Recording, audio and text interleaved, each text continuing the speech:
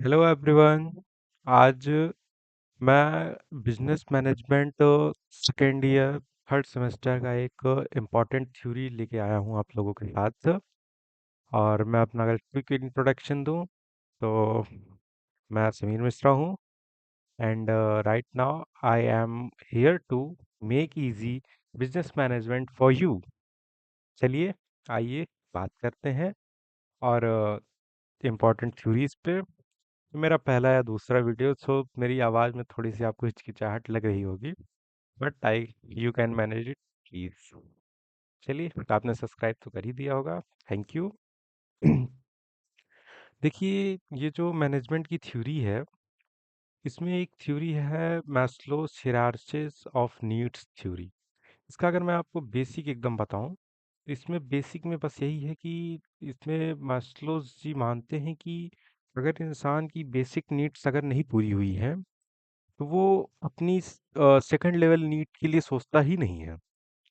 जैसे कि अगर आपके पास खाने को नहीं है, आप प्यासे हैं, आपके पास रहने की जगह नहीं है, तो आप अपनी सुरक्षा या सोशल लाइफ के बारे में नहीं सोचते हैं। आप पहले ये सोचते हैं कि मेरा पहले ये काम हो जाए, कि मेरे पास रहने को हो जाए, खाने को हो जाए। फिर उसके बाद जो है मेरी जॉब सिक्योरिटीज़ हो जाएँ, फिर उसके बाद मेरे साथ कुछ मतलब मेरे साथ कुछ हो ना, मेरी सेफ्टी रहे। फिर उसके बाद आप सोशल पे आते हैं, मेरी सोशल इमेज हो, मेरी शादी हो जाए, रिलेशनशिप वगैरह। फिर आप एक स्टैंड से और ऊपर जाते हैं, फिर आप एक सेल्फ एक्चुअलाइजेशन पे चले जाते हैं, जहाँ आप अपने पीक पे होते हैं। तो मैस्लो इसी पे बात कर रहे हैं। आइए देखते हैं।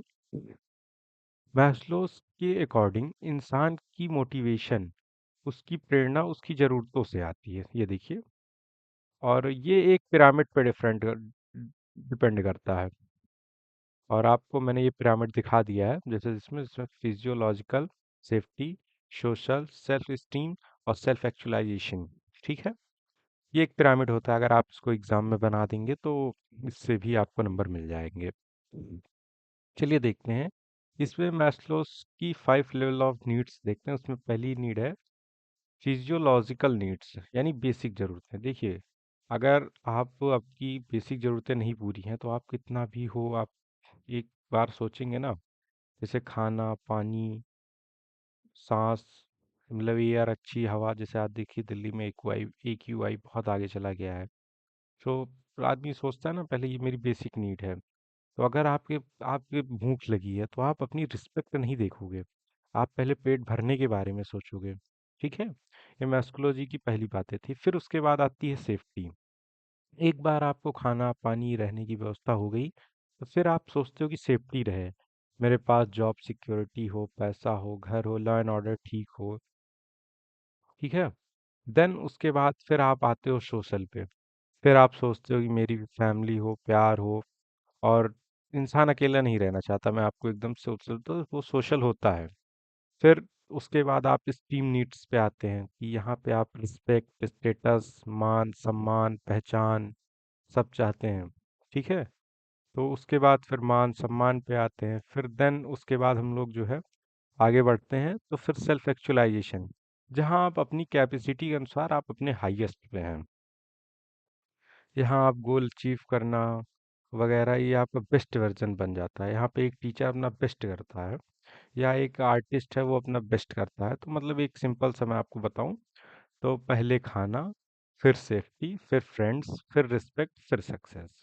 ठीक है, तो मैस्कुलस की यही एक वो था, और यही था थ्योरी। ठीक है, तो अब इस थ्योरी को मैं अगर नीचे देखूं, तो मैंने आपको एक इंग्लिश में भी थोड़ा सा एक्सप्लेन कर दिया है। देन उसके बाद हम लोग इजी इंग्लिश में भी करती है, जो कि आपको एग्जाम में लिखना है, जिससे आपको अच्छे नंबर मिलेंगे। चलिए आइए रीड करते हैं।